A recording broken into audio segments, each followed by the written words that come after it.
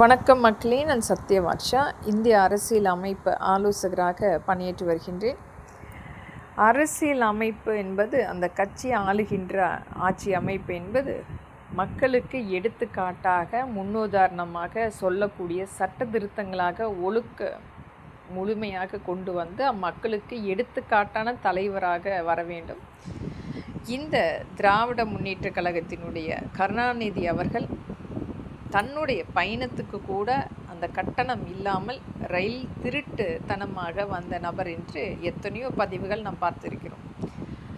அந்த நபர் ஒரு எழுத்தாளர், திரைப்படத்தில் வாய்ப்புகள் இருந்து அவர் எழுதியிருந்தாலும் இன்றைக்கு உலக நாடுகளே வியக்கக்கூடிய பணக்கார ஆதிக்கமாக இந்த திராவிட முன்னேற்ற கழகத்தினுடைய குடும்பம், அவர்களுடைய சொத்து, மிகப்பெரிய செல்வ செழிப்பு என்பது தமிழ்நாட்டு மக்களுடைய அந்த பணத்தை இவர்களுடைய குடும்ப சொத்தாக கடந்த வந்த 50 ஆண்டுகளுக்கு மேலாக மக்களிடத்திலிருந்து எடுக்கப்பட்ட திருடப்பட்ட பணம்.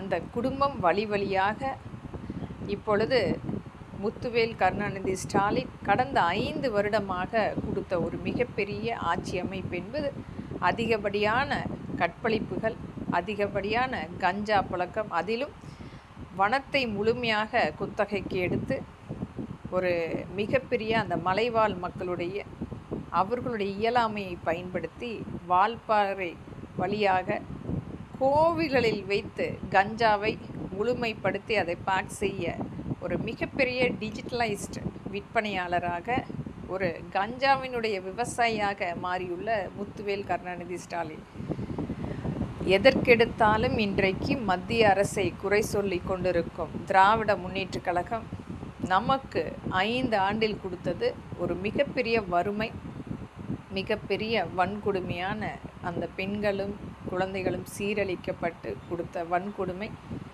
அதிகபட்சமான கஞ்சா புழக்கத்தால் அடிமையாகி இருக்கும் இளைய சமுதாயம், மனநல காப்பகத்தில் இன்றைக்கு அதிகப்படியாக சேர்க்கப்பட்டு கொண்டிருக்கின்றார்கள்.